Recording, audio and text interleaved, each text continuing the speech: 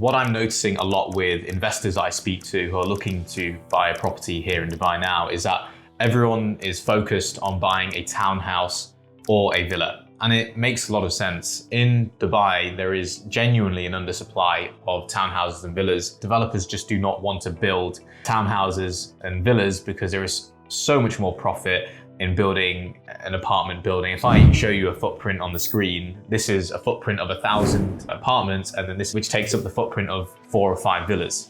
Coming back to the fundamental point here is about what to look out for in the right townhouse and villa property or investment in the market. So you can always make your investment slightly better or have that edge by analyzing and looking at every single deal with these 3 frames of mind. The first one is the amount of supply of villas and townhouses which are coming up in that community.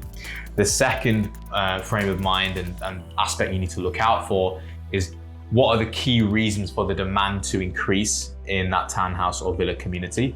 And finally, are the prices that you're entering in at strong prices or good prices to get in at in that particular community. Now, the townhouses and villas do generally make overall a very good investment in the market, but there is a lot of noise in this market, especially when you start to look at the lower end of the market and the budget. You could genuinely be making better investments when you start to take into account these 3 things in mind.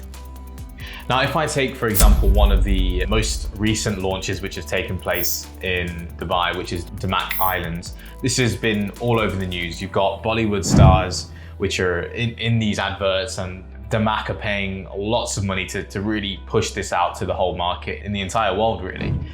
But when I take a look at, for example, the fundamentals, there is a lot of things that I would maybe not lean towards when taking a look at this investment. The first thing is the fact that there is a lot of supply coming up in this given area. There's about 4,000 units in Damac Islands 1 and Damac Islands 2. Now, supply of this scale is quite a lot and could potentially affect how those properties resell when a lot of people do have choices of where they can pick or live in when you're going into a community like that.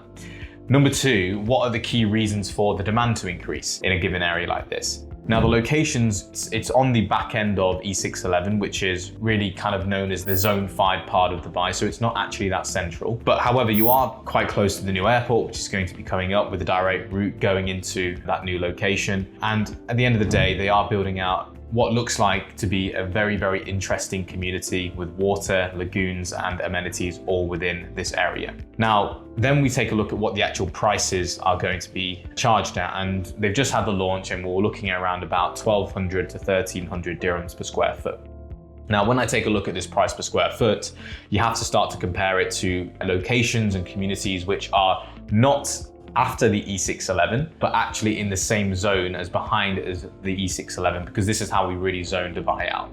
And if we take a look at, for example, the likes of Town Square, or we take a look at Jumeirah, you're not too different and not buying into too much of a discount when you take a look at Damac Islands. There is always an argument to make where if we take a look at Damac Hills, which is a completely established community, they're sort of transacting at 1,500 dirhams per square foot. So you can argue that as Dubai continues to grow and the population continues to grow, there is some good price difference you've got with the current community of Damac Hills. But you have to remember this is in a different part of Dubai because you're on the other side of the E611 or Emirates Road.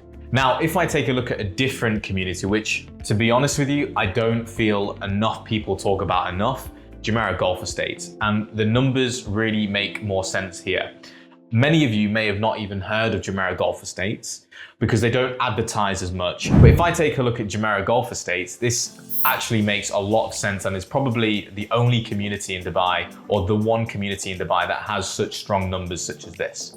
Now, when I take a look at the supply, overall in Jumeirah Golf Estates Phase 2, there's going to be 12,000 units, which is obviously a lot more than what's coming up in Damac Islands with 8,000 units there.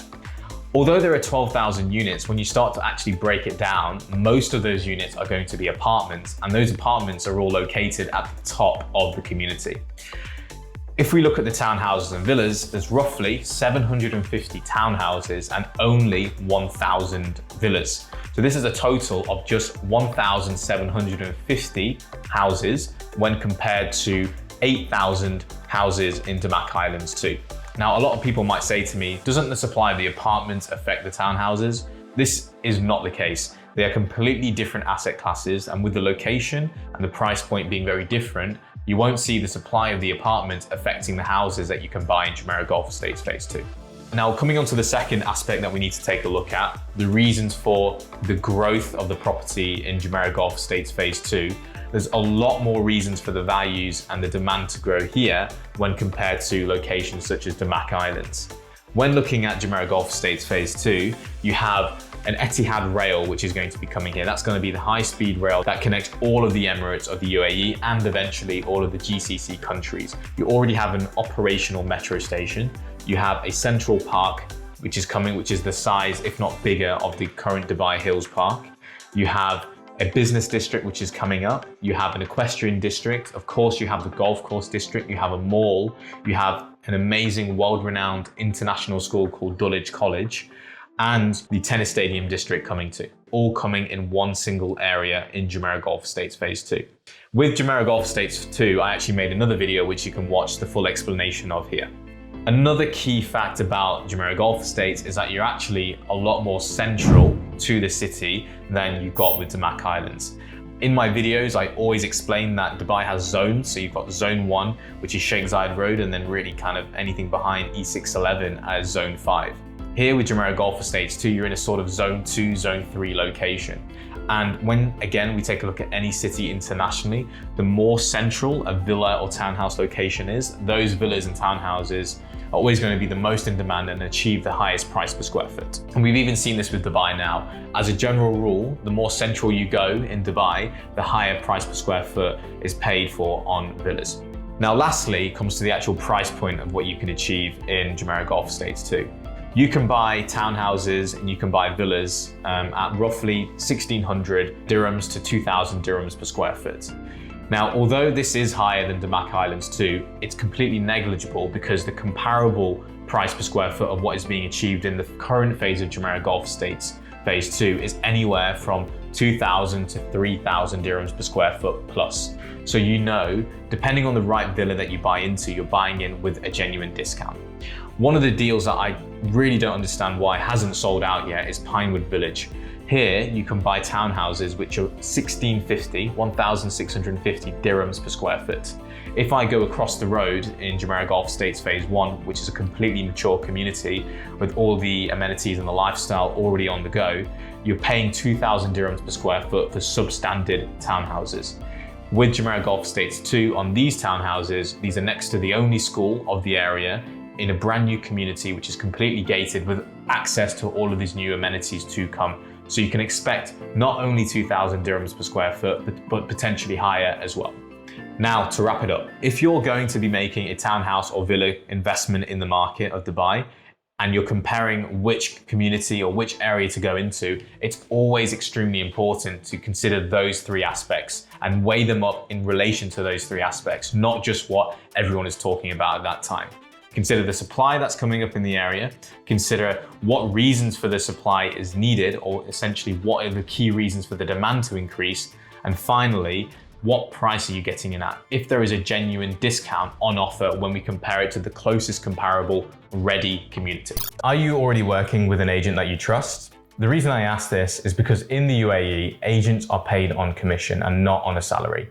Every single developer is available through every agent. And if you're already working with an agent that you trust and has given their time to you, I would advise for you to carry on working with them as their time is extremely valuable. However, if you've not found an agent that is able to show you the whole market and give you unbiased advice, please feel free to reach out to me below. I'll be more than happy to help you with the entire UAE market. If you like this video, please like the video, subscribe to my channel and press the notification bell. And if you have any thoughts or comments, please comment them below in the video. I do try my level best to reply to as many as possible as I can.